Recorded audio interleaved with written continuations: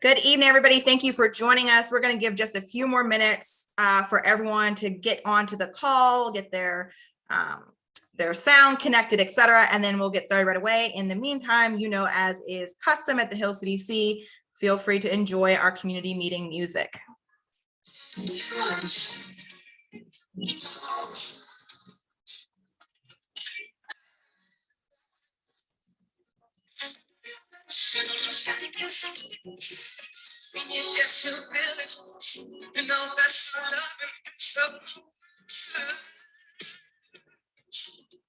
Showing us these feelings emanate from you.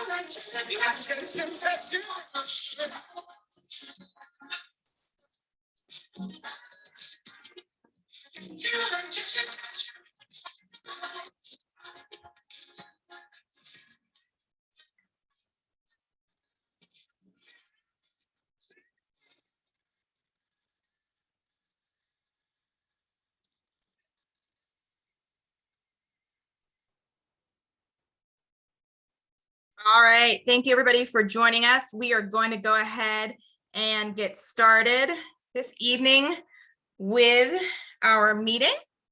Thank you all for joining us tonight for our end of year Hill District Plans update meeting.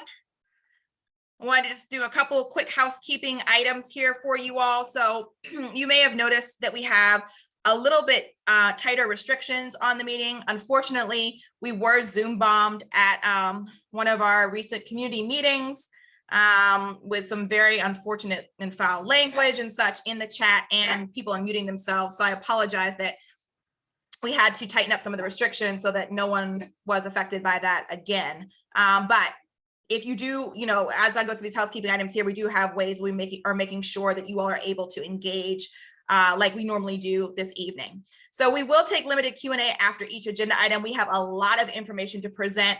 Every single one of the presenters up here tonight will give you information and ways to connect if you're passionate about a particular topic, like if you really care about mobility, you really care about the master plan general updates, infrastructure, parks planning, etc. They will have ways for you to be able to more deeply engage in upcoming opportunities. Feel free to also drop questions in the chat in this Zoom or on if you're watching on Facebook Live at My Hill District. We do have team members monitoring both of those, so we'll make sure that we capture that as well. If you want to ask your question live, this is one of the restrictions. Normally you were just able to unmute yourself. Please drop a note to me in the chat and we will be able to unmute you at the appropriate intervals. There also is a Q&A section at the end if we have time for that as well. And then as usual, this presentation will be added to Facebook by early next week. So I'm going to go through the rest of the welcome and introduction here. It's going to be very brief, just wrapping that up. I'm going to give you guys a really quick update on Next Transit. The Port Authority team is not joining us this evening because it is a really brief update. So I'm just going to give that to you all. We're then going to jump into what will be the largest presentation this evening. So that's the Greater Hill District Master Plan Update and Adoption. Our consultants are here on the call with us this evening. We're going to touch on the Greater Hill District Parks Plan. We will have a presentation on the Bedford Dwellings Choice Redevelopment. And before we close out with Greater Hill District Master Plan Mobility Chapter. And then, of course, as I said, if we have time at the end, we'll just take some additional Q&A. So I just want to give you guys a little bit of background on these meetings. If this is your first time tuning into one of these bi-monthly Hill District Plans meetings, basically the idea was that when Hill CDC became aware of all of the planning processes that were going to be underway, not just directly in the Hill District, but city and county-wide that would be impacting the Hill District, we wanted to make sure that there was coordination on that end. We've been working with the Department of City Planning, Councilman Lavelle, and the other project managers and appropriate government agencies to help coordinate all of this, all these community engagement opportunities and updates, et cetera. One of the things we want to make sure, sorry about that. One of the things we wanted to make sure happened was that you all had at least every other month one opportunity where you could come listen to these project managers, the consultants, government agency partners give you updates about what is going on in the process and where you can go to get connected and engaged. That way we had all of the projects coming, like I said, every other month in one meeting for you all to get that update and for you to know where you could go if you wanted to deeply engage on any of these particular topics. Now, we know you all are busy. We want to make sure that we're streamlining this as much as possible. So due to our advocacy, we were able to secure these. We've been doing these for over a year now. So I guess we'll have like our annual, our celebration of 1 year of Hill District planning meetings this go round. And again, the idea is to make sure that community engagement is streamlined and efficient. You guys are getting updates at least all in one meeting every other month if you can't make it to all of the specialty meetings that are happening throughout the other weeks and months. Specifically, so Hill District plans and initiatives, these are ones that are focused specifically on the Hill District. So you have our Greater Hill District Master Plan codification, or sometimes you'll hear us refer to that as update and adoption. That is the same thing. We have our Hill District Parks Master Plan. There's some MLK Park Green Infrastructure, and then the Bedford Dwellings Redevelopment, also referred to as Choice Neighborhoods. These are all plans that are specific to the Hill District. Then there are city plans and initiatives that are, although they're not focused specifically on the Hill District, they include and will impact the Hill District. Those include Next Transit, that is the county-wide planning. That's the update I'm going to give you guys in a second. Transportation planning, Move PGH was the city mobility plan, and then Forging PGH, which was the citywide comprehensive planning process. Wanted to just start before I jump into our updates with this graphic, this image, this analysis to kind of help ground us in the conversation about all the work that we have to do, not just in Pittsburgh, but specifically looking at the Hill District. So this is a map that shows you the old school, right? The previous, organization called the Homeowners Loan Corporation. Many of you guys have heard about redlining. This is a map that shows you exactly what neighborhoods in the city of Pittsburgh were redlined. So if you want to look at the historic, that's the word I was looking for, guys. Sorry, it's a long Tuesday. The historic data on this map, those are the color codes that you see. So where you see red, that's the redlining. Those are neighborhoods that were labeled hazardous. They were labeled hazardous because they had a large population of low to moderate income individuals and at least 31.73% minority population in those neighborhoods. This is historic, so thinking 1930s to 1940s. This is what we hear about, where if you lived in these neighborhoods, you were not able to get mortgages to purchase property. The yellow are definitely declining. The kind of purplish gray, those are considered still desirable. And then the A were considered the best. And of course, A for best meant that it was predominantly middle to upper income individuals and predominantly, 100% white community. You had to be 100% white community in order to get an A grade or the best. What's really interesting about this map is that it doesn't just show the historic data, it shows current. So where you see all of the dark black lines, right? Those are neighborhoods and communities that are still low to moderate income and minority population over 50%. So to ground us, this is obviously the entire city of Pittsburgh. This here is the Hill District. So you see where most of the Hill District was historically labeled as hazardous. And today it is still low to moderate income and a majority minority population. So a lot of the planning work that we are doing is how do we address the poor housing and economic development plans and policies of the past, even some of the recent past, right? Some of this isn't as historical of poor housing and economic development policies. how do we address that? How do we redress that in the planning that we have going forward to advance our neighborhoods and our communities without gentrification, without displacement? So a lot of the work is grounded in that. I just think this is really awesome tool for you all to see, comparing historic to where we are today and seeing how, again, what happened historically, you overlay current maps and you see the exact same sort of patterns arising. I'm sure our consultants, particularly from our Eco Northwest team, probably have a lot more to say about this, looking at this image with some of the work that they have been doing, as well as our city planning team. So jumping into our updates, as I said, I was going to give you guys a really quick update here about Next Transit. So Next Transit is the long-range transportation plan for Allegheny County. It's a 25-year plan. It was done by led by the Port Authority of Allegheny County. Their number one priority project identified included a Hill District connection. Port Authority submitted, because it was the number one priority project, Port Authority submitted a planning grant for what is called the Next Transit East Central Pittsburgh connection. That would be a connection between the Hill District, Strip District, Oakland, Hazelwood, Carrick, and Overbrook neighborhoods. That was a $742,000 grant that was submitted to the federal government. Hill CDC sent in a letter of support for this project, so that if we get this grant, then we would go through a whole planning process just specific to this transportation connection, this plan. There would be a plan specific to this. So we're waiting back to hear on the funding. That's why I said Port Authority is not here this evening. We don't have an update for you, just still waiting to hear if we were awarded.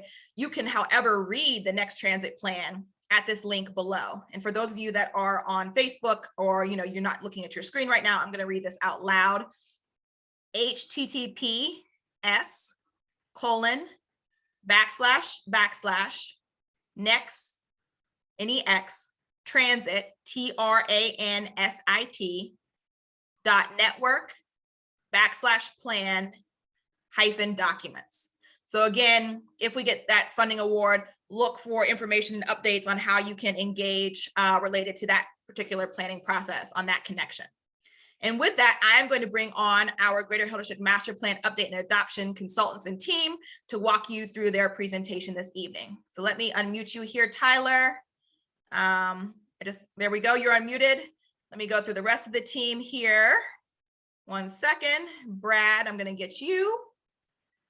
And then Osei, Brad, you should be asked to be unmuted. You're good.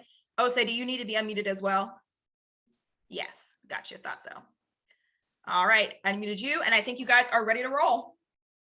All right, thank you, Felicity, and thanks everybody for the time tonight. I'll do a quick introduction of myself. My name is Tyler Bump. I'm a project director at a firm called Eco Northwest.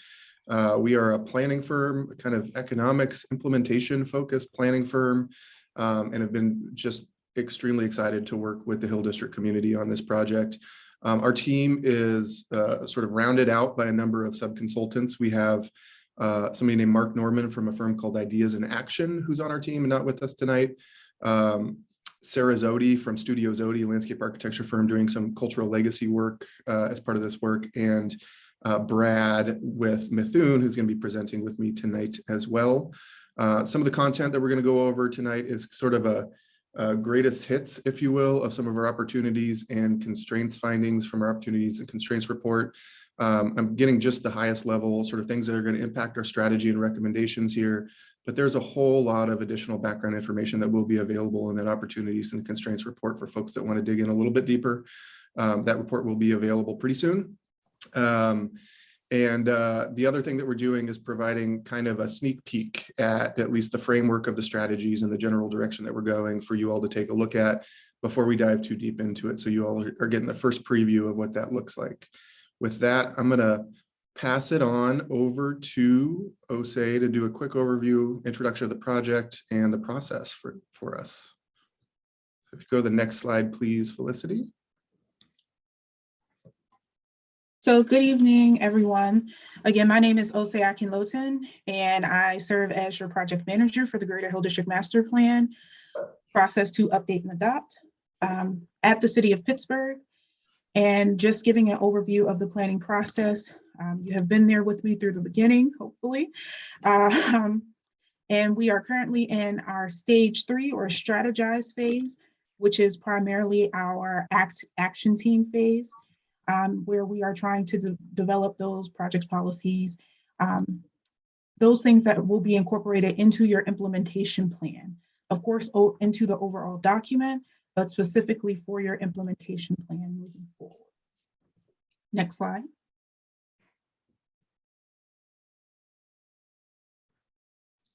So I think this is a person on my end. Okay, here we go. So for a bit of context, pardon me. So as you know, we do have the Greater Hill District Master Plan Steering Committee that are current members who are currently serving and representative of many organizations within the Greater Hill District, as well as residents, additional stakeholders, residents. You as the larger community, action teams, which I said currently we are in our action team phase. I will provide you additional information related to those meetings and a few slides here, and your staff. So that will be myself and Tyler. As you can see, in most cases, it will be myself or other members from the city or quasi-governmental organizations who are face forward with you. And Tyler and his team are more so staffing the back end. I'm glad that they are able to join us today. Next slide. So as you know, you've been through many planning processes here in the Greater Hill District. And so I'm sure you are familiar with majority of the terms on this slide here. So of course, in this planning process, we have vision statements, which we are bringing from the original Greater Hill District Master Plan. Again, this is a process to update and adopt. And so we are building upon the work that has already been completed. So that includes your vision statements, the goals outlined within those, which will be touched on within the larger presentation here. And again, those policies, programs, projects, and identified partnerships that will be incorporated into your implementation plan. Moving forward. So within the neighborhood plan guide, we have pared everything down into 4 topic areas, which you should be familiar with are the community, development, mobility, and infrastructure chapters. Next slide. And for your Greater Hill District Engage page, you can engage and provide additional input via this page. We have a link here, and I will also add that to the chat as soon as I finish, which provides you additional information about the overall planning process, upcoming meetings, your future action team meetings. You can receive updates if you click to follow, and then all other engagement processes, especially as it relates to the overlap that you will see here with the other planning processes. So next slide for me. So here is a glimpse of your Greater Hill District Engage page. So as I previously showed you, the arrow at the top, if you log in, click follow so that you can receive all information related to your Greater Hill District Master Plan.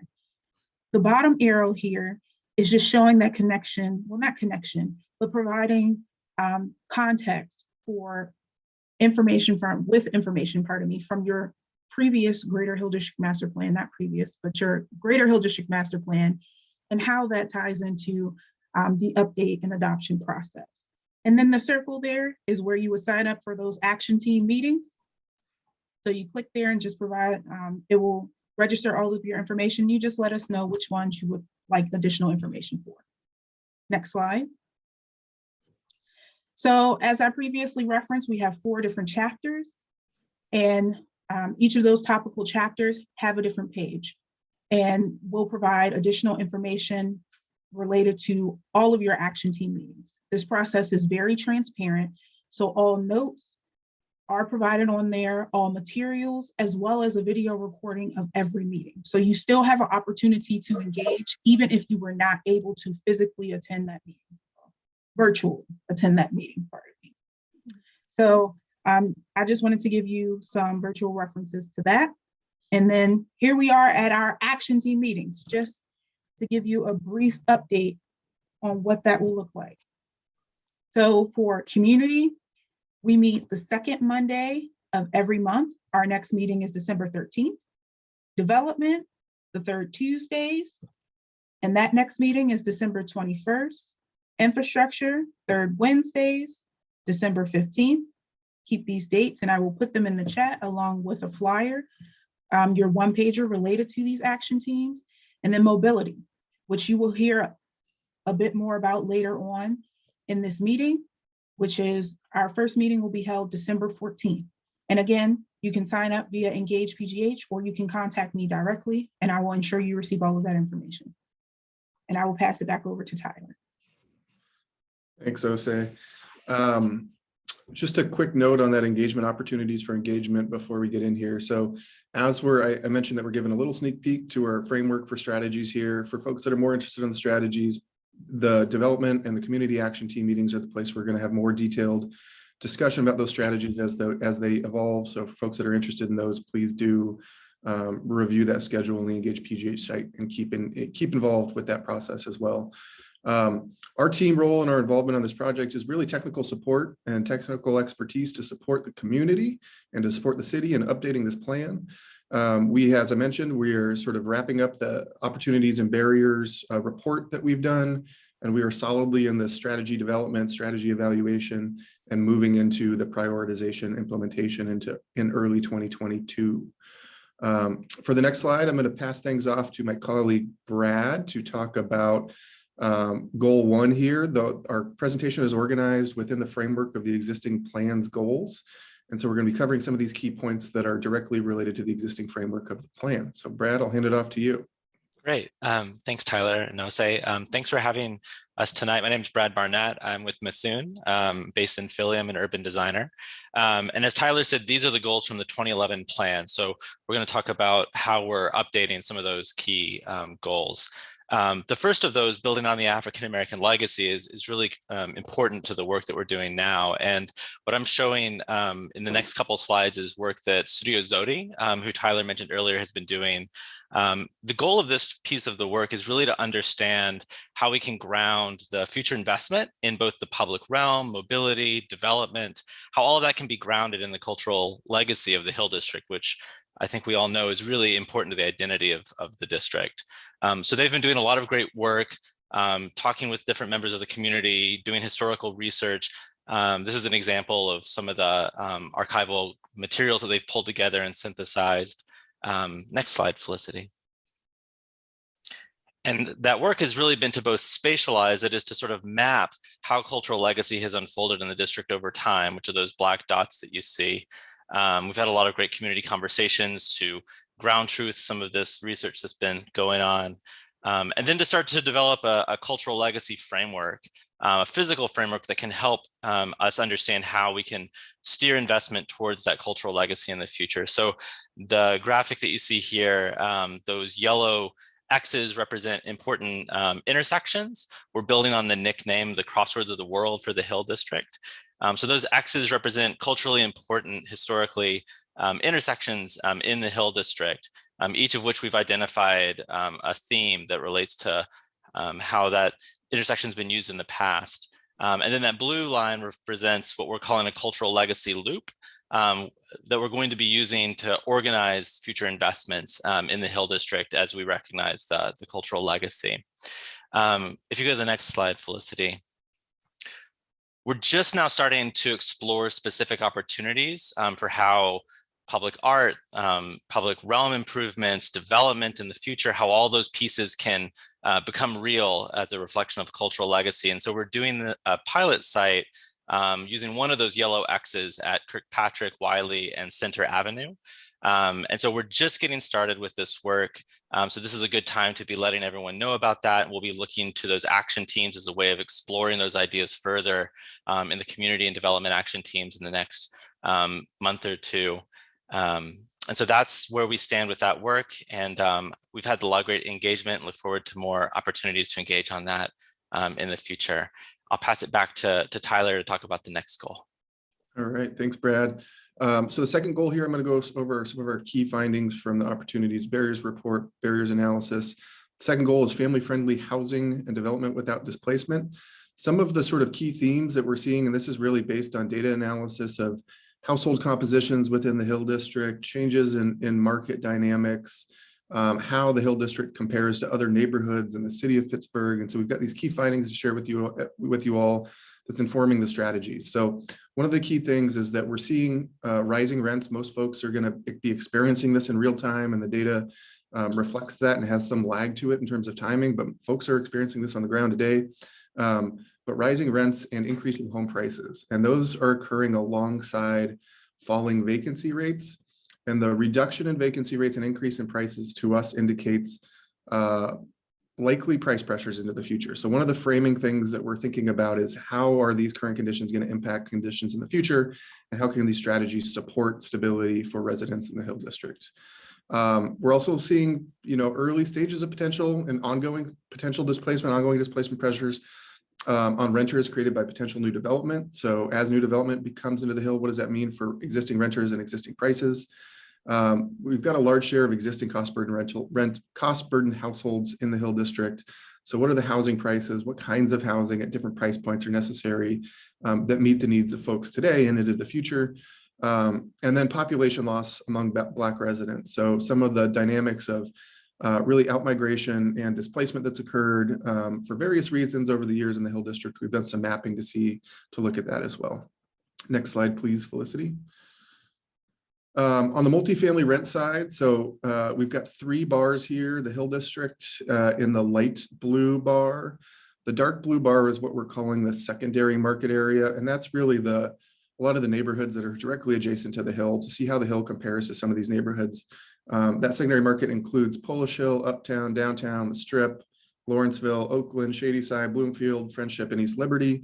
So it really is a good comparison to what's been happening in some other neighborhoods adjacent, where you have seen more sort of intense price pressures and development interest happening over the last 10 years or so. In the Hill District, multifamily rents have increased by 13% since 2009. And the multifamily rents are higher than the city of Pittsburgh as a whole, and just a little bit lower than those comparison areas that I mentioned, comparison neighborhoods that I mentioned a moment ago as well. Next slide, please, Felicity.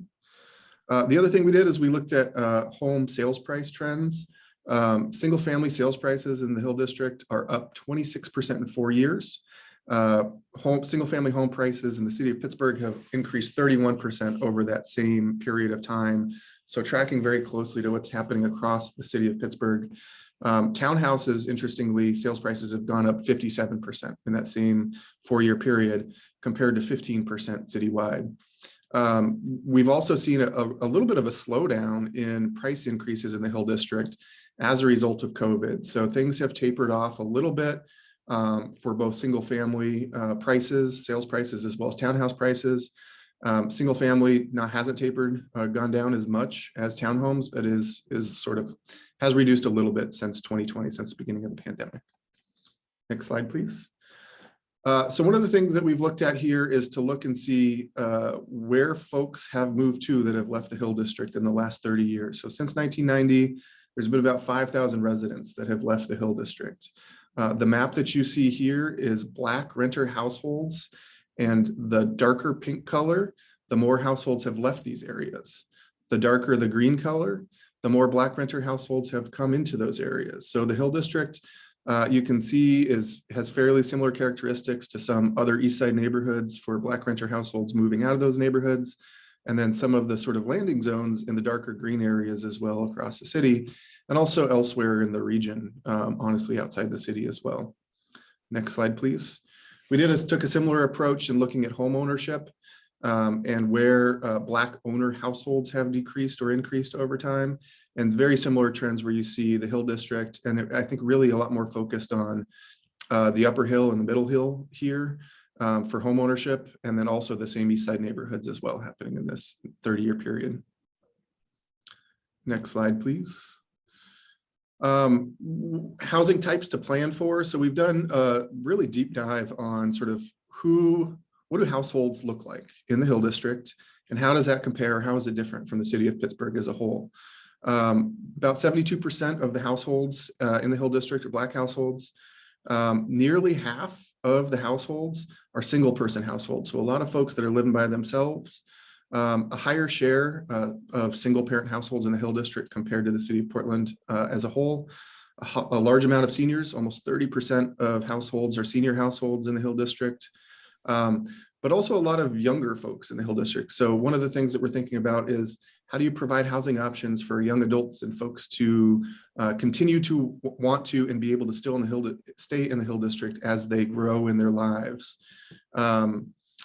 Housing needs for both renters and homeowners, and new homeowners, especially across the price spectrum. So more affordable home ownership opportunities, but also thinking about the fact that there's different income needs and different price points for ownership and rental as well. And the sort of overarching theme that we've heard from our engagement so far is that folks really want opportunities for households, for people to stay in the Hill District and return to the Hill District. So that's an overarching theme as we're getting into our strategies component of this work as well. We're doing a decent amount of work looking at existing affordable rental housing throughout the Hill District. So there's a strong base of existing affordable housing throughout the Hill District, and really thinking about how to support diversification in different locations for affordable housing throughout the district, where those opportunities are at both the site level for development opportunities, as well as corridors that could support additional affordable housing throughout the neighborhoods as well. We've also looked at development and investment activity, and this is a really interesting one. In the top left quadrant there, that shows darker colors show more additions and alterations. So these are development permits or permits that were pulled for additions and alterations. So there's a sort of clustering of investment happening in rehabs, additions, alterations in Crawford Roberts, as well as in the Upper Hill, but also quite a bit happening across areas of the Middle Hill as well. We've also looked at demolition permits. The other category is trade permits. And then under new construction, a lot of the more sort of substantial amounts of new unit construction and new permits have really been in the Middle Hill and have been honestly community-driven projects. A lot of the Hill CDC projects and a lot of other community-driven projects in the Middle Hill there as well. All right, that was a lot of information. I'm going to get to what is emerging as a framework for our housing strategy. So we're sort of thinking about these two big concepts as a way to organize the strategies and the actions as part of our work. The first is this anti-displacement and community stabilization concept. So focus on strategies and actions that encourage and support stability for current residents in the Hill District, and anti-displacement strategies for all household incomes and renters and homeowners. This is a continuation of the anti-displacement actions that were in the previous plan. So continuing with those and really focusing in a little bit more on some of the implementation strategies to implement the anti-displacement approach. The other sort of emerging concept here is this right to return concept. And the right to return is sort of to consider how actions and policies can support the right to return for current and former longtime residents, especially those residents who have been directly or indirectly displaced from the Hill District. Again, a way to organize the actions, and a lot of the actions and the strategies that we're talking about right now really do implement either one of these concepts. So it's something that's sort of in the front of our minds as we're talking about strategies with the community and with our action team meetings right now as part of the process. Next slide, please. For the right to return sort of concept, I wanted to share a case study with you all. This is a case study in Portland, Oregon. The Albina community, Northeast Portland, is the sort of core of the Black community in Portland, the historic core of the Black community in Portland, and has seen a lot of similar historic conditions that have happened in things that have happened in the Hill District. So Felicity mentioned the redlining that has happened in the Hill District. The same thing happened in communities across Northeast Portland and the Albina community. Urban renewal, eminent domain, a lot of the things of the sort of mid-century era public decisions, investment decisions have impacted this community. And so what the community has developed and the city has adopted is this right to return policy. So the policy itself aims to address the harmful impacts of urban renewal by giving preference to housing applicants with generational ties to this community in Portland. It prioritizes current and former long-term residents for the area that will be considered for new affordable housing opportunities before applicants without a previous history having lived in the area.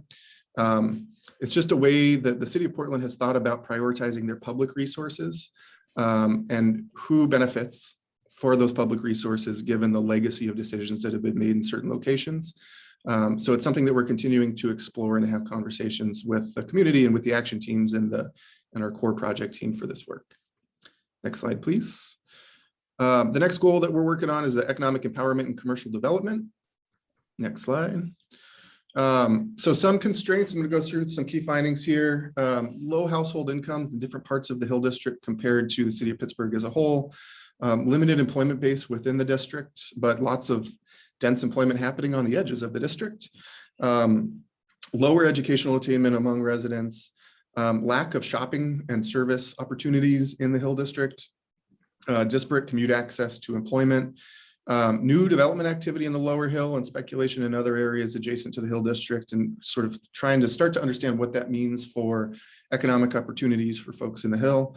And one of the key things that's come up a lot in our conversations with community members is the lack of lease-ready commercial spaces. So folks that want to open businesses, there's not a lot of places for people to go right now to be able to go into a space and do that. Next slide, please.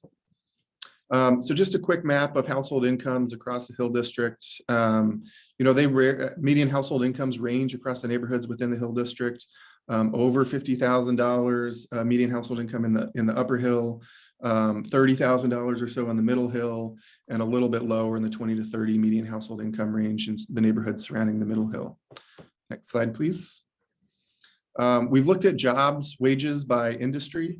And in general, the Hill District, residents in the Hill District, these are jobs, these are residents within the Hill District, have jobs that pay wages in the sort of lower or middle income category compared to higher income wage categories for workers across the city of Pittsburgh as a whole. Next slide, please.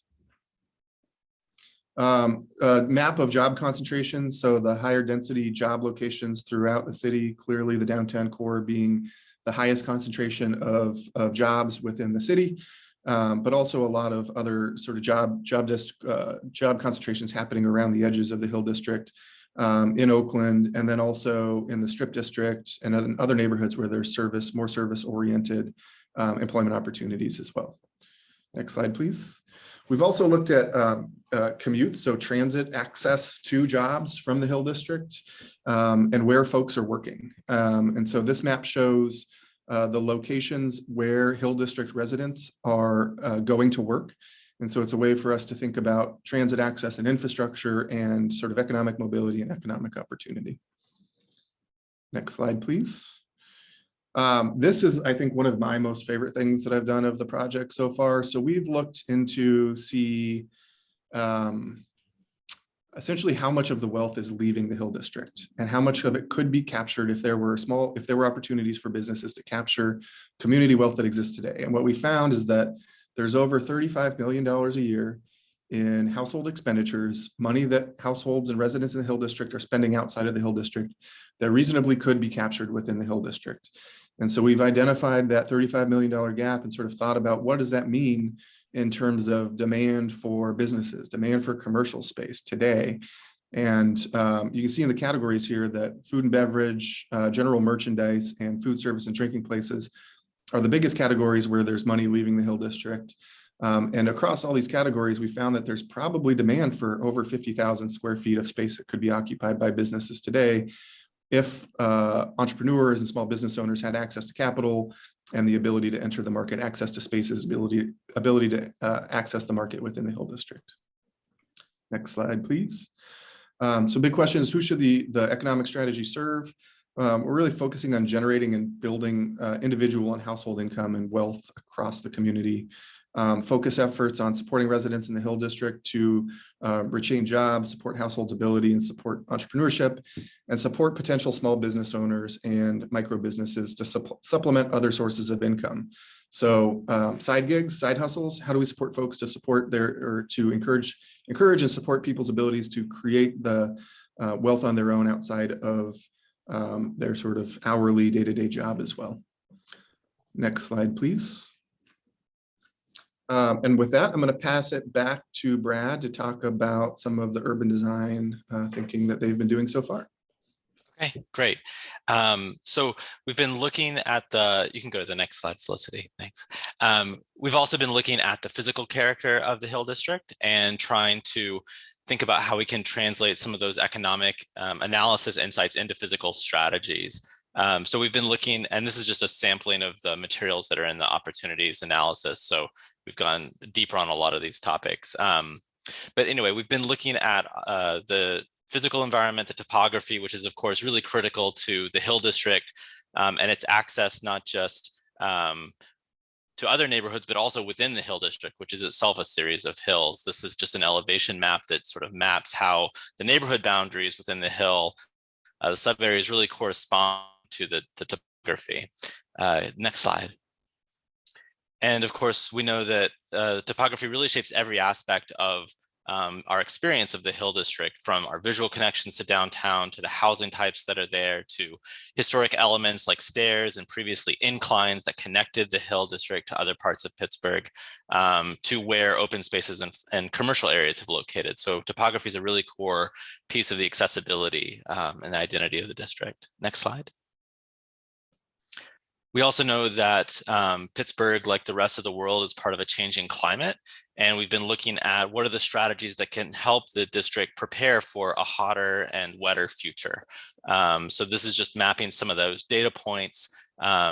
If you go to the next slide, Felicity, one of the strategies that we've been looking at in particular is the role that tree canopy and other natural solutions can play in solving for some of the climate change impacts, but also a lot of the other needs that the community has. So the Hill District, as previous plans have noted, has a really great general coverage tree canopy, but outside of some areas that have been redeveloped in the past, really lacks a strong street canopy network. And that street canopy is important for providing shade for pedestrians and other people as they move through the district. So those dark green dots are showing the street tree canopy, and then that lighter green fill color is showing the sort of general trees in the neighborhood. So looking at ways that we can encourage tree canopy at the street level is really important. Next slide.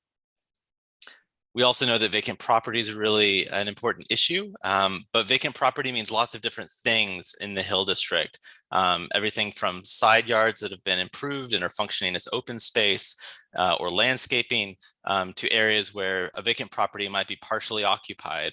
And so we've been working on strategies that can respond to all those different needs for vacant properties. Next slide. And then we've also been looking at the housing types. The Hill District is really has a really diverse character of different types of housing, from single family and townhouses to apartments and other kinds of housing. And so if you go to the next slide, Felicity, in addition to mapping these, we've also been developing a set of analyses that are documenting the construction eras and how these housing types have changed over time.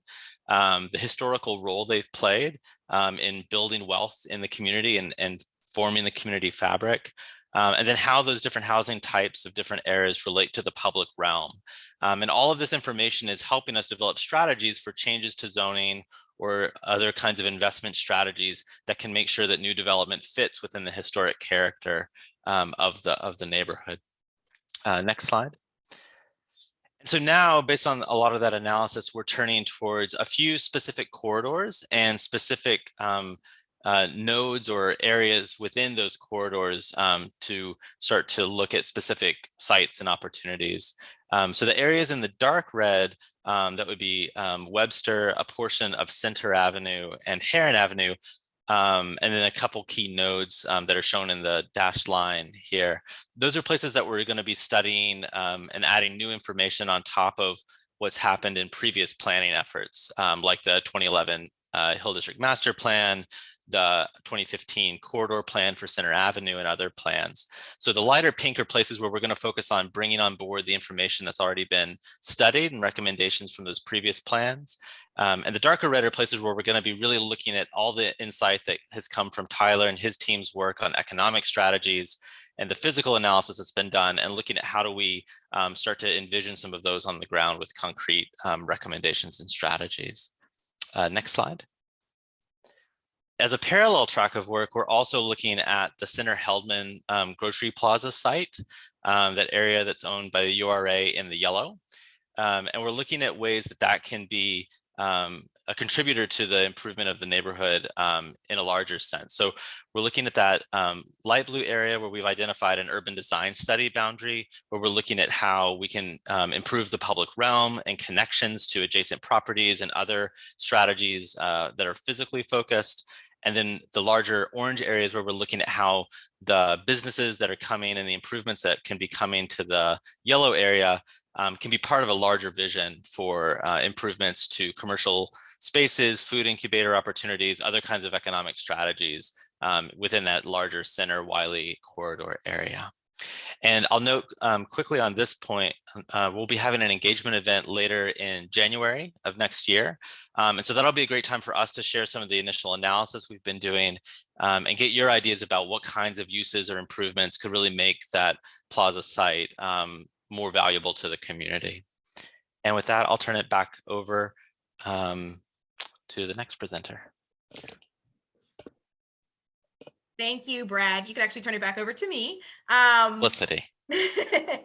What I was going to do was wanted to give an opportunity now. That was a lot of information, a lot of really interesting data that, you know, was really important to us that the Eco Northwest team shared with you guys. We thought you would be very interested in that and understanding some of the analysis that's going on behind the scenes. Want to take an opportunity if there are any questions that folks wanted to ask the Eco Northwest and Methuen team before we jump into our next presentation. So I didn't see anybody drop anything in the chat yet, but if anybody wants to be unmuted as well, please let me know. Drop a note in the chat to me and I will unmute you. Or again, as I said, you can of course type comments, questions to me in the chat and I will read them out loud here as well. So I'll just give a few minutes for people to like kind of pause and settle with that information. And then of course, check our Facebook.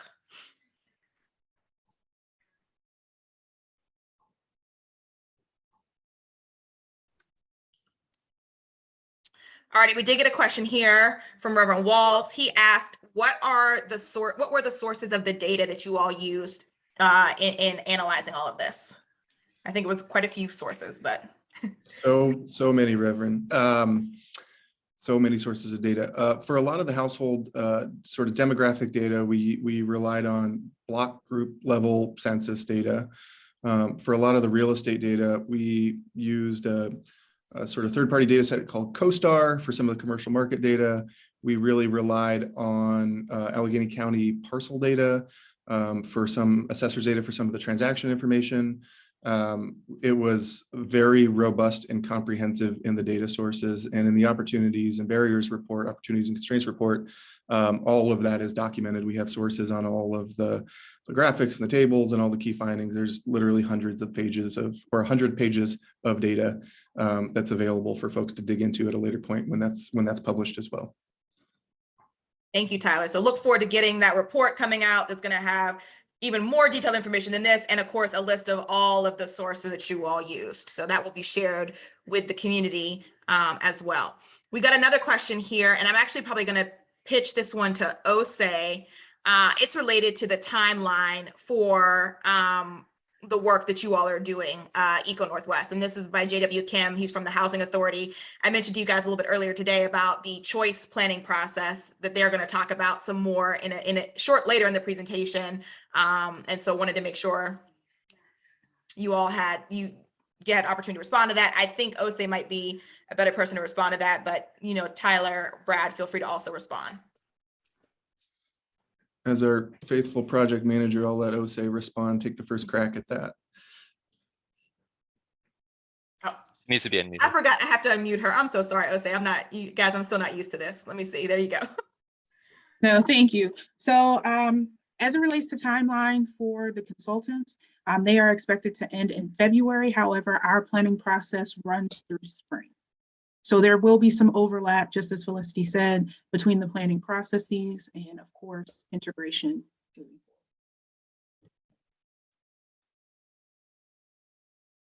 Let me check the chat here to see if there are any other questions. Anybody have any other questions? I got a note that on Facebook, we don't have any, so we're good there.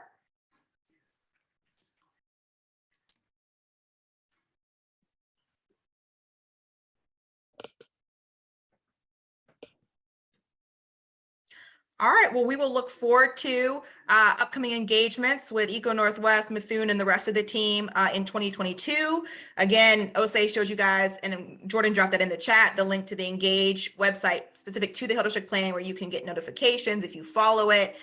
You can leave updates and comments there, download all the documents. Of course, Hill CDC will share with you guys, as we always do, information about upcoming meetings and those opportunities for you all to join. So if you have not joined our email list, please do so, www.hilldistrict.org/sign up. You can join our email list and get regular updates about everything happening in the Hill District neighborhood. All right, I'm going to go ahead and move us into our next presentation this evening. Thank you, guys.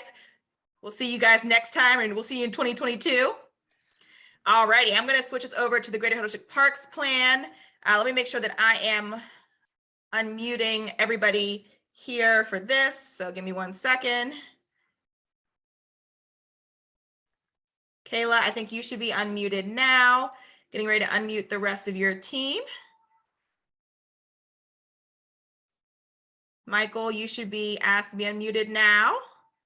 And give me 1 second. Let's see. You should be now as well, Calder.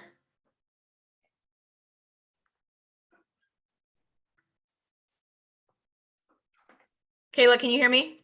Yes. I see Michael, you're unmuted as well. Michael, and then Calder, I asked him, but he hasn't unmuted yet, or she. Sorry, I haven't met this individual yet. Got it. Thank you. All right, there you go. All right, Thank you, Felicity. Kayla, you are up next. All right, awesome. So I'm Kayla Prendergast. I am one of the senior environmental planners with the city planning department. I'm just going to be talking about introducing the Hill District Park System Master Plan that we are kicking off soon.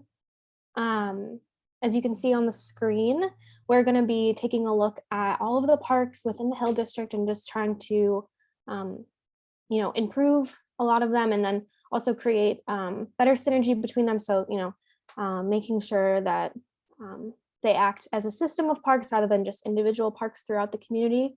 The ones that are surrounded in a pink color, those ones are going to be ones that get assessed and recommendations. So we'll create recommendations for these parks, and then DPW will work to implement these changes. And the ones that are in purple, outlined in purple, we're just going to be doing inventory and analysis on these, and hopefully in the future they will get improvements made on them using our information. But if you can go to the next slide, we wanted to have this meeting today to introduce the consultants that we're going to be working with on this project. So the city is partnered with Groundswell Design Group, and we have Michael and Calder here from Groundswell. They're a design group out in Philly, and so we just wanted to give them a chance to introduce themselves to y'all. I can pass it over to Michael if he wants to say a few words about Groundswell. Thank you. And along with our team, I think on the next slide is Lauren Hood, who unfortunately is not able to jump on this call. She's out of the country right now. She was on an earlier call we had today. But Groundswell, I'm Managing Director, Groundswell Design Group. So we're looking at kicking off the Hill District Parks Master Plan next week. As part of that, we are doing a series of site visits and doing an inventory of all the parks and neighborhoods or neighborhood within the Hill District and vacant lots as well. So not only just thinking about the parks and the improvements of those parks that are highlighted, but also some of the connected corridors and how we can implement additional strategies for activation and phasing throughout the Hill District. Lauren is going to focus on the public engagement and kind of deep dive into conversations with folks in the community as part of the process. Yeah, and then on the city side, I'm working with Marty Battistone. She is the principal environmental planner for the city. She's on maternity leave right now, so I am the representative, but when she returns from maternity leave, she will be the project manager for this and the point of contact for any questions you might have. But we just wanted to give a quick overview of what a park master plan will look like.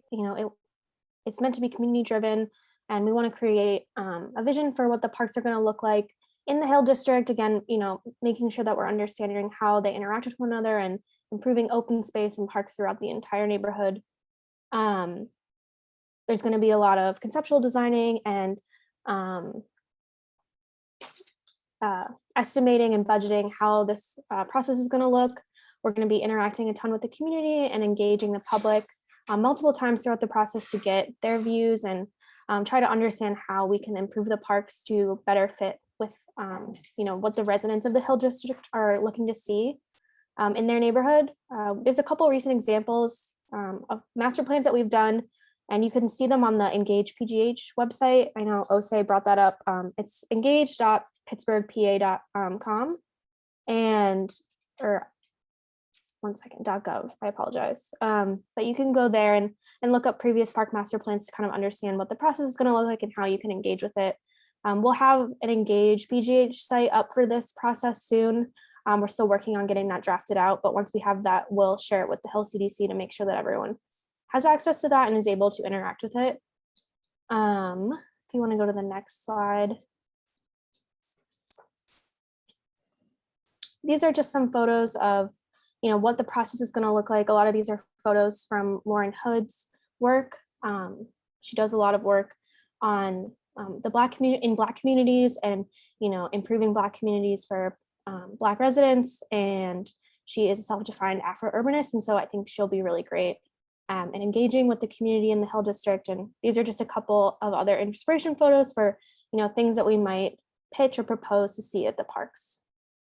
And then I think that's about it. The next steps is we're going to be finalizing an advisory committee. This is going to be made up of a bunch of city departments and then community groups and representatives from the community, as well as official organizations. And then some of the individual community members will be a part of it. And they'll just be a resource for, advising our work and making sure that we are creating the best plan possible.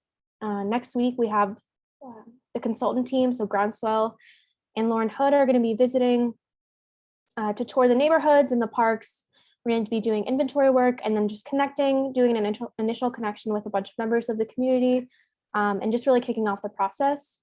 I put my email there on the screen. I can also put it in the chat if you have any questions, just because we don't have the Engage site up yet. But yeah, I'm happy to answer any questions you might have. Again, Marty's on maternity leave, so reach out to me, Kayla Prendergast, if you have questions, and I look forward to working with you all on this process.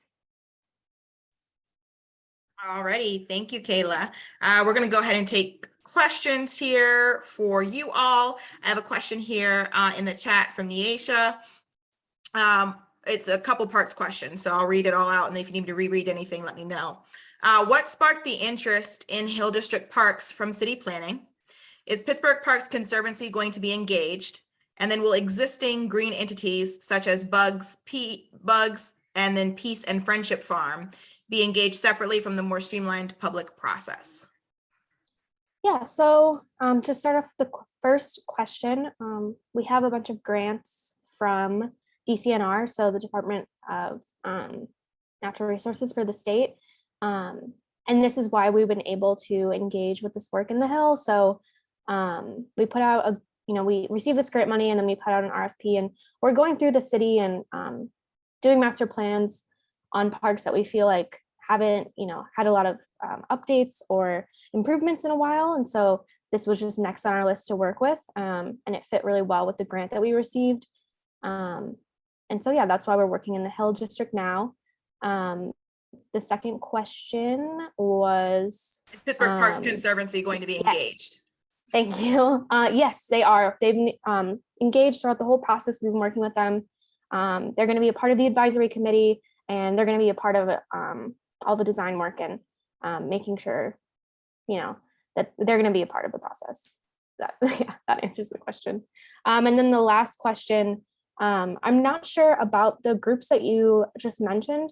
I'm stepping in for Marty, so I'm still getting my feet under me for this project. But if these are groups that you think would be good to meet with or talk with, we would love to have some contact information for them, and we can reach out to them and have them be a part of the advisory committee potentially, or just a part of the public engagement process as we work through it.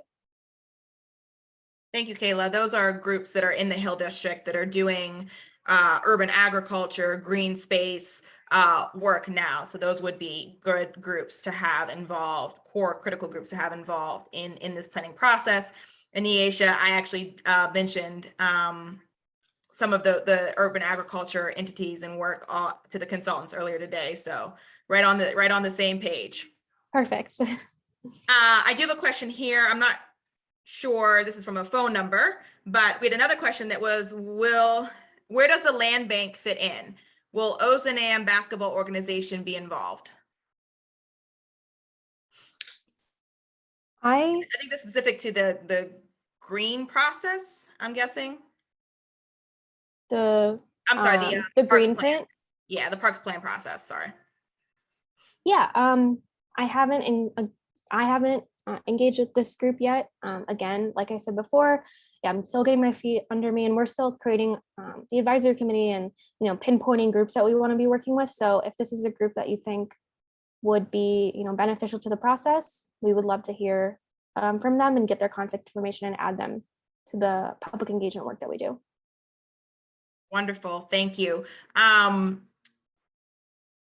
The land bank, just for context for everybody, is still in the process of getting active, I guess is the best way to say it. The city land bank is had some challenges there, so they're not active right now. So it's unlikely that until they become active, they will be able to be involved in the process. Ozanam is an organization in the Hill District that's focused on youth programming, specifically related to basketball, but beyond that as well. So just giving you a little context there. I know that you guys have identified that Ammon will be saved for a later. They work a lot with Ammon and out of Ammon. So I know that you've identified that actually will not be one of the sites that is prioritized in this process. It is being reserved for later updates. So just giving you guys a little bit more context there as well. Thanks, Felicity. You're welcome.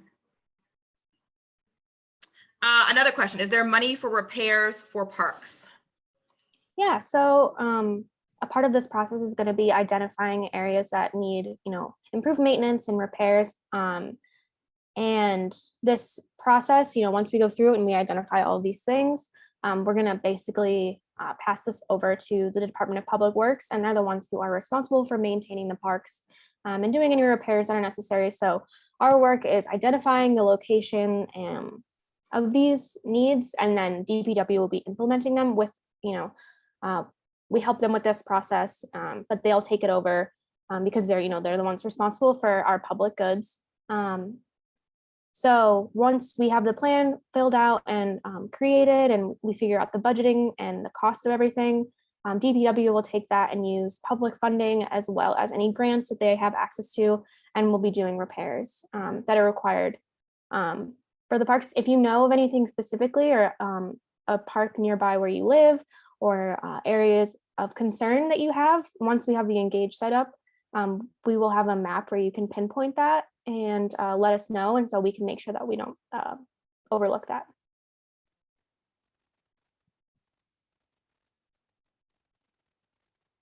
All right.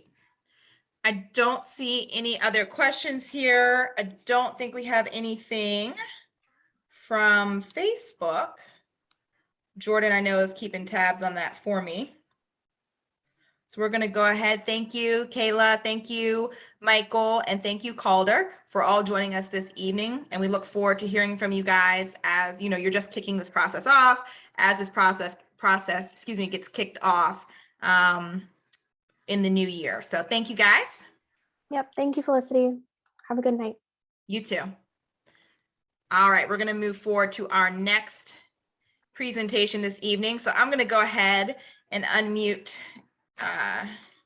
JW. Give me 1 second. And Alexis. John, I see, is also on the call. So let me get JW unmuted here.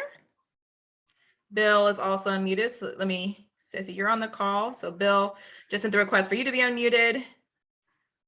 John, you are getting unmuted. JW, you are unmuted. And I know I saw Alexis earlier. Let me make sure I get down here to you, Alexis. Let's see. Sorry, Alexis. Bouncing around. All righty, you are unmuted, and Addie, you are unmuted as well. I think that's everybody from the team. Is there anybody I'm missing? Woo Kim from Yes, WRT. Woo. I'm sorry. I just was talking to him too before we started the meeting because I haven't seen Woo in a couple years. It's been a couple years with Woo the last time around planning this. Sorry about that, Woo. All righty, you are here and ready to go. All right, great, thank you. Good evening, everybody. We have an update for you regarding the Bedford Choice planning process. My name is Alexis Narotsky. I work at HACP as a development manager, and I'll be helping out with the Bedford Dwellings redevelopment. And I just wanted to take a moment to introduce our team. JW, if you want to introduce yourself quickly. Absolutely. Hi, my name is JW Kim, Director of Planning and Development at the Housing Authority. I think I want to say I'm honorary Hill District residents. I love Hill District, and we will do all we can to really bring all this great resource to redevelop the Bedford dwellings, public housing, and surrounding neighborhoods. And thank you. Okay, then I'll throw it over to Trek, and we'll start off with Bill.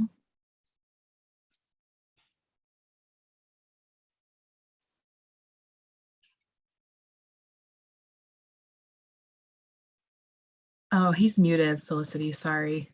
Can you unmute him again? I'm sorry, I thought I hit him to be unmuted. Give me 1 second here. All right, Bill, I just asked to unmute. You should be, yep, there you go. I was unmuted and then it remuted. I don't know what happened, but thank you. I'm Bill Gaddy. I'm a president of Trek Development Group, and we're happy to be working in partnership with the Housing Authority again to discuss the Bedford Choice Replacement Project. So happy to be here. Thank you. I think from our team, we have, why don't we go next to John and Addie and then Woo.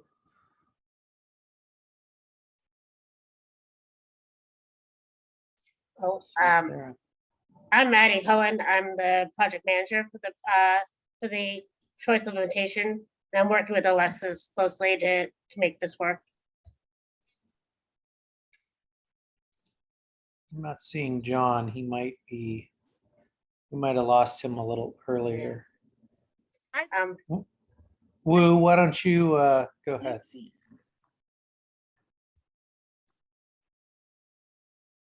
Oh, hold on 1 second. I see Woo is saying that he's getting, I don't know what happened. Some of you guys are getting muted back. All right, Woo, try now. What I found, Felicity, is if you mute yourself after you're unmuted, then you're kind of muted permanently. Ah, gotcha. Okay, go ahead, Woo. You're unmuted. And thank you. I saw John on the call still, so I'm trying to make sure he gets unmuted, but go ahead. Thank you. My name is Woo Kim. I'm a principal, a planner, urban designer at WRT. We're a planning and design firm, also headquartered in Philadelphia. I see a lot of Philadelphia consultants here. And I'm working with Trek and the Housing Authority on the Bedford Dwellings Choice Neighborhoods implementation effort. Okay, great. Well, since we only have a short amount of time, hopefully move forward. So I just wanted to go over what Choice Neighborhoods is for everybody on this call who may not be familiar. It's a federal grant program administered by HUD. And the program helps communities transform neighborhoods by redeveloping severely distressed public housing and/or HUD-assisted housing and catalyzing critical improvements in the neighborhood. There are three main goals associated with Choice Neighborhoods. The first is housing, replacing severely distressed public housing with high-quality mixed income housing that is well managed and responsive to the needs of the surrounding neighborhood. People, which aims to improve outcomes of the households living in the target housing related to income and employment, health, and education. And then finally, neighborhood, creating conditions necessary for public and private investment in distressed neighborhoods to offer the kinds of amenities and assets, including safety, good schools, and commercial activity that are important to family choices about their community. So that's a broad overview of what Choice is about. We in Pittsburgh have done a lot of choice activity. So many of you may be familiar that in 2018, we were awarded a Choice Neighborhoods Planning Grant for the Bedford Dwellings residents, 411 units. And that was the targeted public housing. The surrounding neighborhood of the Hill District was also a part of that process because it's choice neighborhoods. So it's not just Bedford Dwellings, but the Hill District as a whole. In 2018, we created the comprehensive neighborhood plan, which was called Bedford Connect, and then submitted an application to HUD for $30 million to implement that plan. It was not successful. So we're looking to resubmit in 2022 for a new Choice Neighborhoods implementation grant for Bedford Dwellings. HACP has also done a Choice Neighborhood implementation grant in Larimer, East Liberty, and we were awarded a planning grant for Allegheny Dwellings. For your information, HUD receives about 40 to 50 applicants every year, and they only award 4 to 5. So it's a very competitive process. So for the 2022 CNIG application submission, the team is as follows. HACP will be the lead applicant. The co-applicant is yet to be determined, but it was the city of Pittsburgh in 2018. Allies and Ross Management and Development Corporation, which is HACP's development instrumentality, will be a part of this as well. Our co-developer is Trek Development Group. The master planner is WRT. And then the community stakeholders and partners are very many. This is not a totally exhaustive list by any means, but the Bedford Dwellings Tenant Council, community-based organizations such as the Hill CDC, City of Pittsburgh, the URA, the philanthropic community, public schools, anchor institutions, and other private developers and private partners. So this is a timeline, and I realize it's very aggressive, but this is the timeline that we are hoping to achieve. There will be a lot of engagement that will be happening in 2022 in order to just do the application for the choice neighborhoods.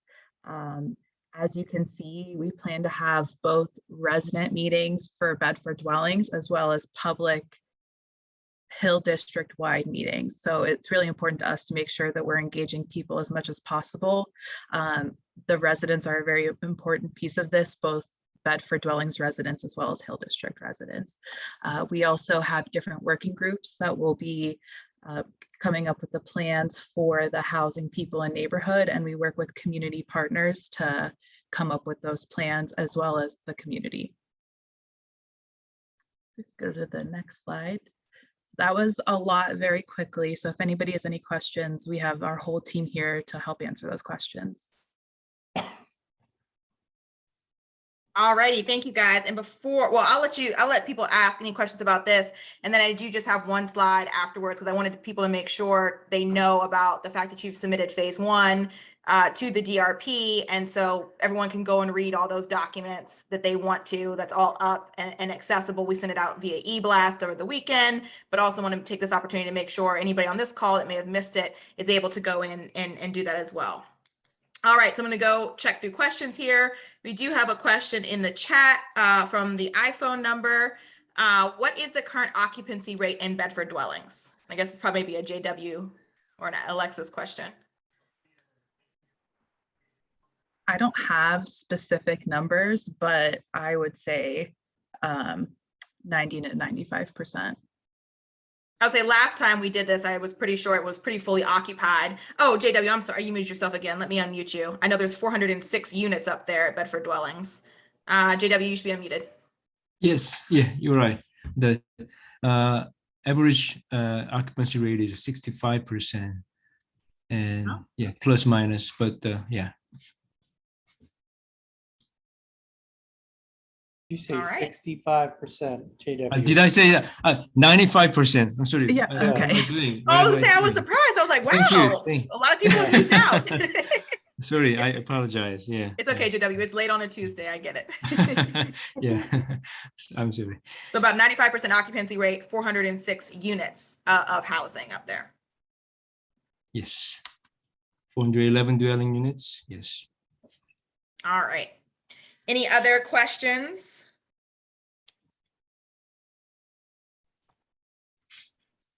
Oh, we do have a question here. I'm sorry. Reverend Walls just asked, of that 95%, how many are occupied by seniors?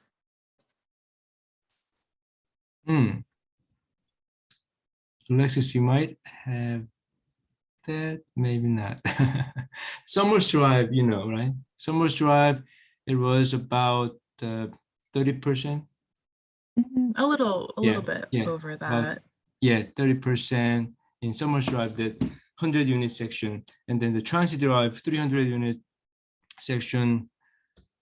I guess almost same percentage, I guess, but we have the demographics. Sorry, I think we. Yeah, so we do have the demographics for that, Yes. and what we try to do throughout the planning process is make sure that we plan for that. And not to get ahead of ourselves talking about phase one, but we are hoping to have some sort of senior designated space for phase one and potentially additional phases. We know that there's kind of like the older population and then maybe the family population at Bedford, and we want to make sure that we plan for all types of family situations as we move forward. Like Econ West presented, the Hill District's senior population is almost a third of the total population. I think the statistics there in our Bedford dwellings as well. Yeah, It's pretty consistent. So yeah. Just, recapping a little bit of what was said here. So overall in the Hill District, we have about a 30-30-30, what we call spread of our population. So among the different age ranges. So you have 30% seniors, about 30%, I guess what we call those middle age, young adults, middle age, young, or I guess adults, middle age, and then children, 30% children. So he was saying that it's pretty consistent with what is in Bedford dwellings as well, that we have about 30% senior population there. Yeah.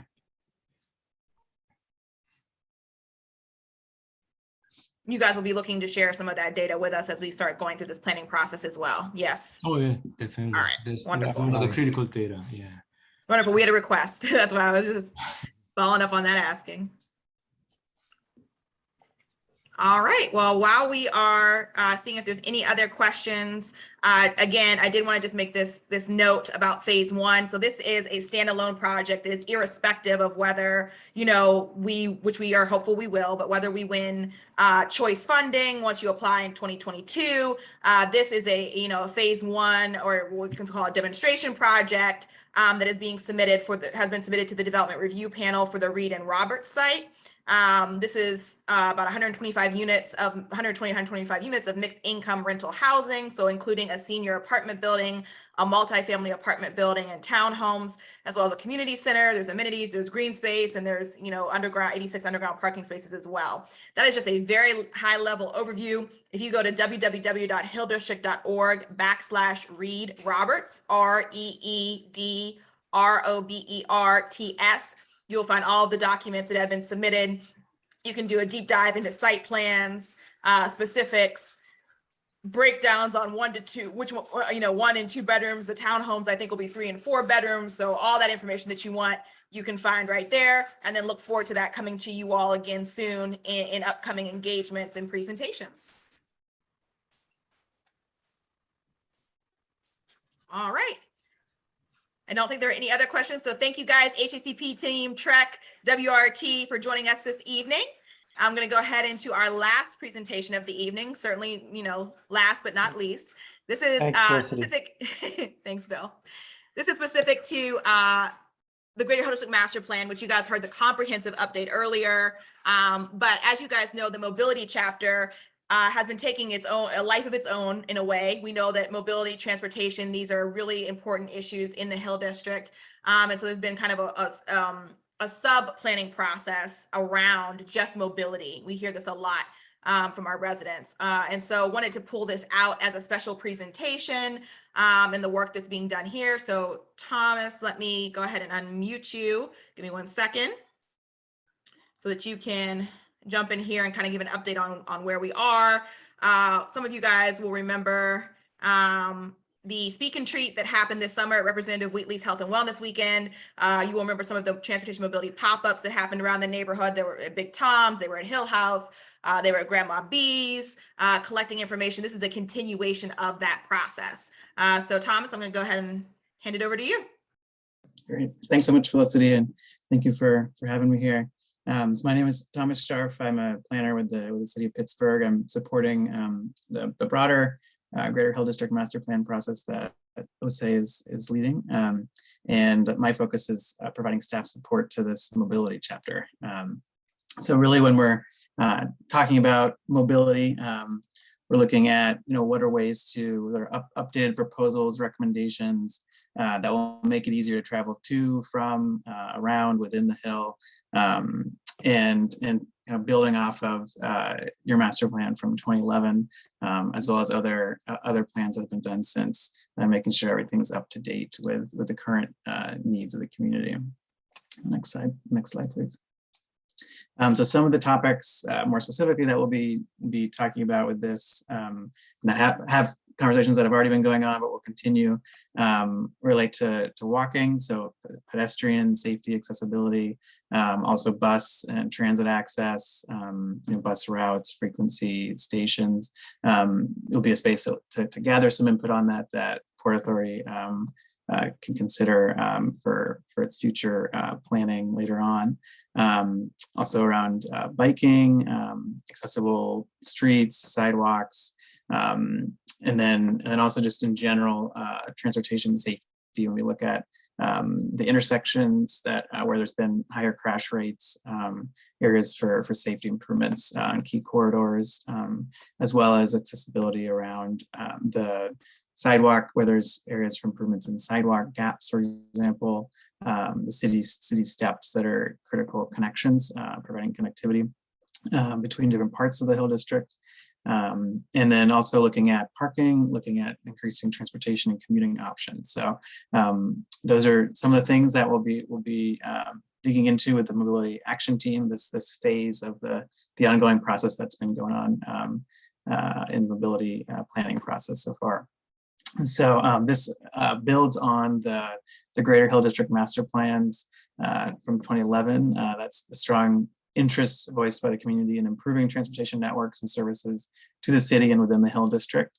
That also focuses on new infrastructure that promotes walkability, street accessibility for the disabled, access to work, retail, and social amenities, as well as creating a well-planned parking strategy.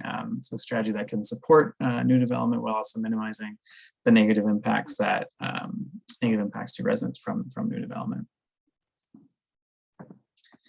So in addition to myself, we joined with support staff for the process from Department of Mobility and Infrastructure, and so Steve Otterman, as well as Maura Egler from the Port Authority.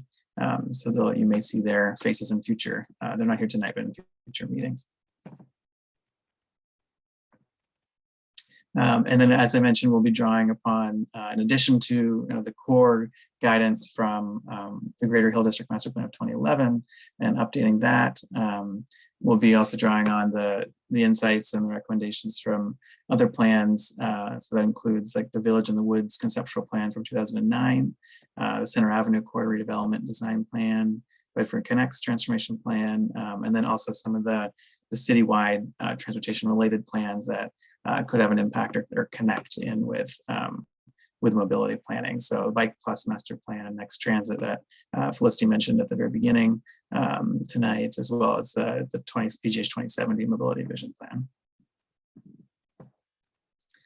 As Felicity mentioned, there you may have already seen, been part of pop-ups and different events. There's been recent mobility related outreach. So in spring 2021, the Hill CDC public meeting, as well as other pop-up events related to that, and then spring and summer 2021 pop-up events. There's been Engage PGH website that's been listed in the chat. That also has been a place for where people have been able to fill out surveys, and you can continue to provide information there. And that's like a key clearinghouse to see information on what's going on related to the planning process.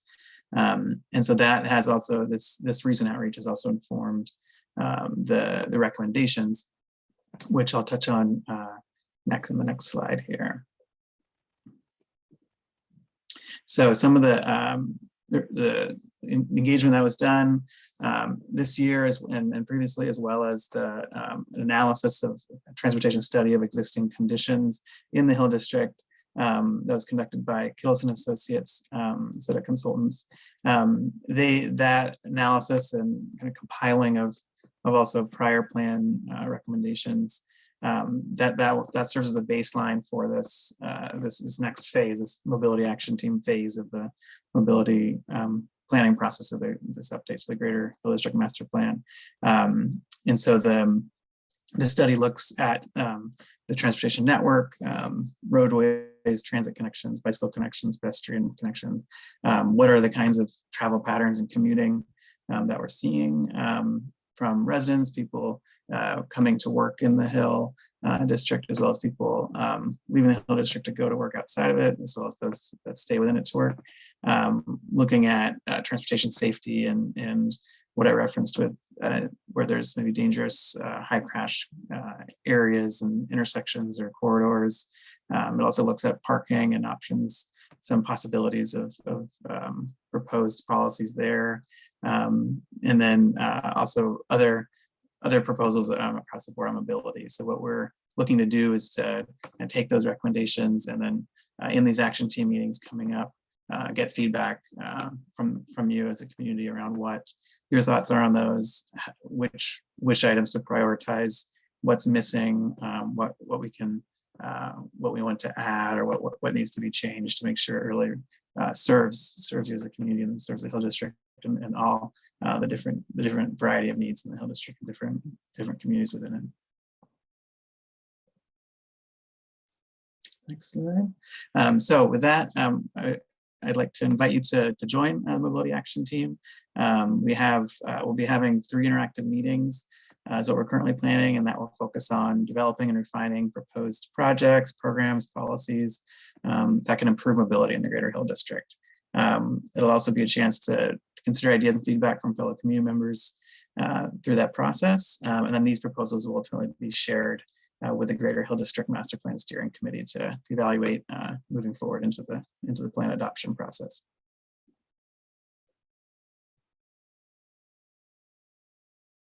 So our upcoming meeting is December 14th. So it'll be next Tuesday from 6 to 8 p.m. via Zoom. And then we just, here it's listed as dates to be announced, but we've confirmed a date for the second meeting of February 1st. That will also be in the evening on Zoom. And then the third meeting will be March 1st. And that will be also in the evening by Zoom. So we'll have those 3 opportunities to really dig in depth.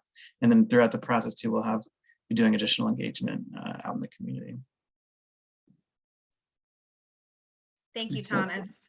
So if someone wants to attend one of these Mobility Action Team upcoming meetings, they need to go to https://engage.pittsburghpa.gov/GHDMP and sign up for the Mobility Action Team, right? Yes, yeah, that's the best way to do it. And then they can, and that way we'll get it and we can follow up with you.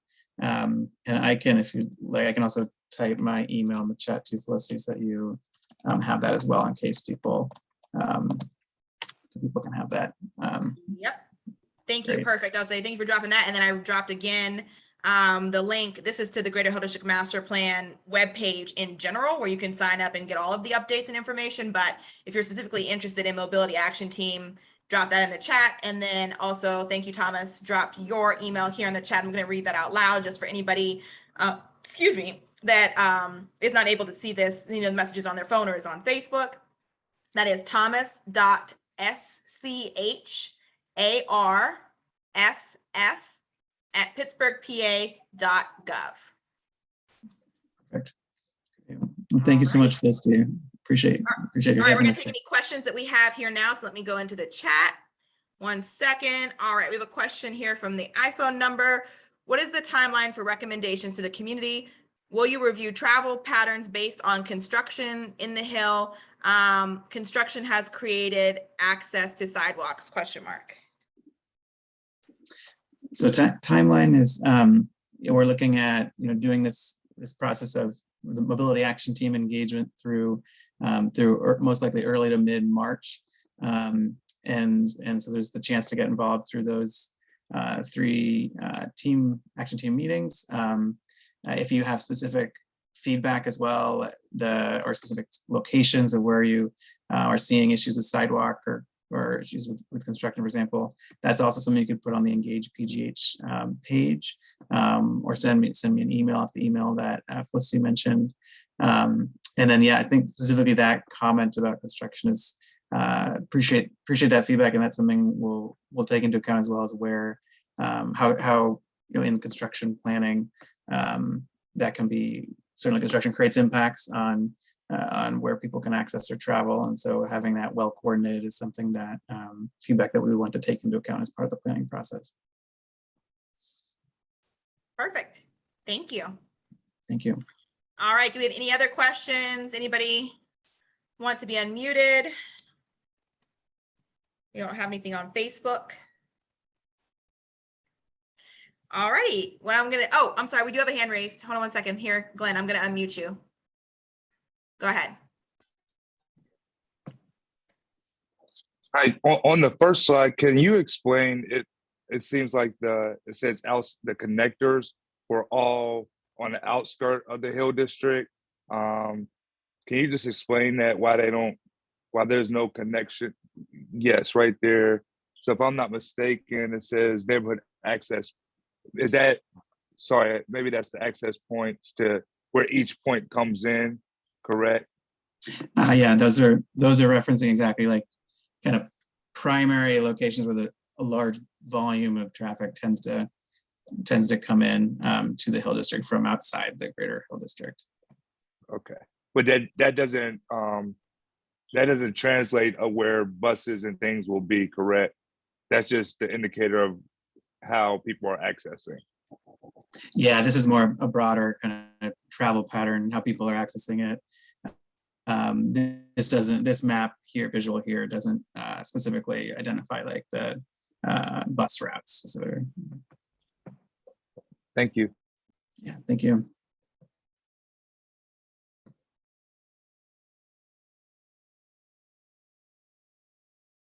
Any other questions, comments?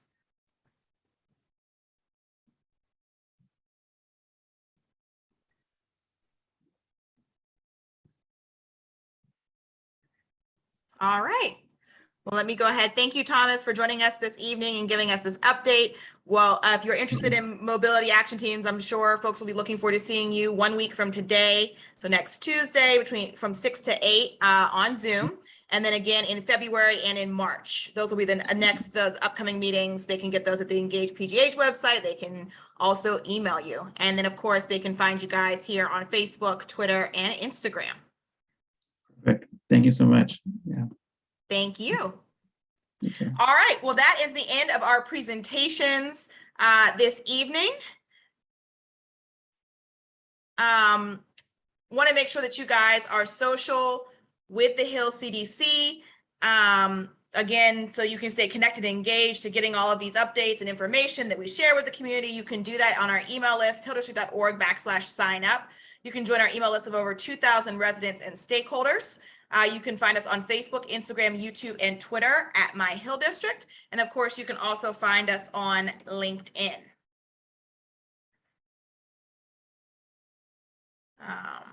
Give me 1 second.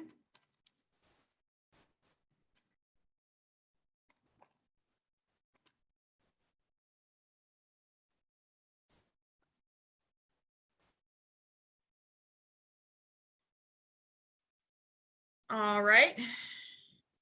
Thank you all for joining us this evening. Any final questions or comments before we wrap up? We're ending a few minutes early, so happy to give you guys back about 20 or so minutes of your evening this weekend.